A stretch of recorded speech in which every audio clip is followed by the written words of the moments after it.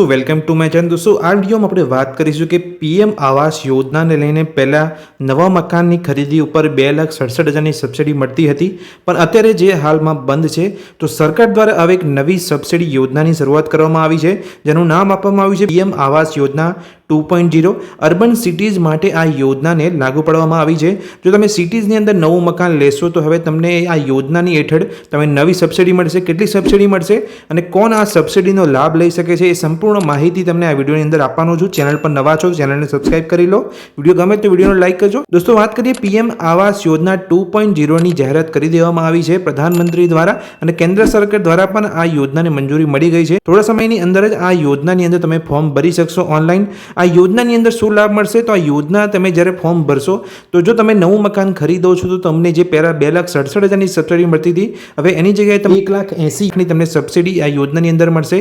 5 હપ્તાની અંદર આ સબસિડી તમને મળવાપાત્ર રહેશે। સબસિડી કોને કોને મળવાપાત્ર રહેશે, યોજનાનો લાભ કોને મળશે તો પીએમ આવાસ યોજના શહેરી 2.0 લાભાર્થીઓની વાર્ષિક આવકના આધારે આ સબસિડી મળવાપાત્ર રહેશે।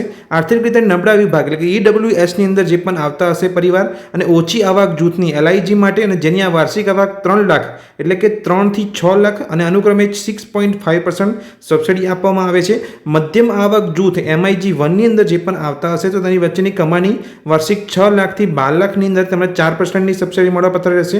જ્યારે મધ્યમ આવક જૂથની અંદર એટલે કે MIG 2ની અંદર જે પણ આવતા હશે જેની વાર્ષિક આવક 12 લાખથી 18 લાખ છે તેને 3% સબસિડીનો લાભ મળવાપાત્ર રહેશે।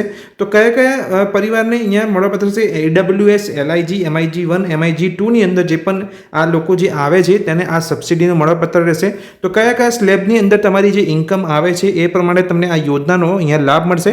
તો દોસ્તો આ જે નવી યોજનાની શરૂઆત થોડા સમયની અંદર કરવામાં આવશે અને તમે ઓનલાઈન પણ તમે ફોર્મ ભરી શકશો। હવે દોસ્તો આ યોજનાને લઈને અમુક સવાલો દરેકના મનમાં હોય છે, તેના વિશે પણ આપણે વાત કરી લઈએ કે પીએમ આવાસ યોજના શહેરી 2.0 યાદી માટે કોણ પાત્ર છે? તો આ યોજના આર્થિક રીતે નબળા વર્ગો, ઓછી આવક ધરાવતા અને ભારતમાં પાક્કું મકાન વગરના મધ્યમ આવક ધરાવતા જૂથો માટે છે। બીજો એક સવાલ જે છે પીએમ આવાસ યોજના અર્બન 2.0 શું છે?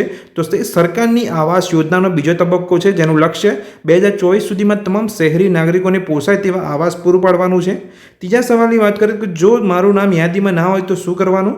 તો PMAY અર્બન પોર્ટલ પર દ્વારા તમારે ફરી અરજી કરવાની છે, ફરિયાદ સબમિટ કરો અથવા સહાય માટે તમારે સ્થાનિક સત્તાધિકારીની તમારે મુલાકાત લેવાની છે। તો પીએમ આવાસ યોજના 2.0 જાહેર કરી દેવામાં આવી છે। જો આ એ યોજના જાહેર કરવામાં આવી છે તેને લઈને મેં તમને માહિતી આપી। જો માહિતી તમને ગમી હોય તો વિડીયોને લાઇક કરજો, ચેનલ પર નવા છો તો ચેનલને સબસ્ક્રાઇબ કરી લેજો। Thank you.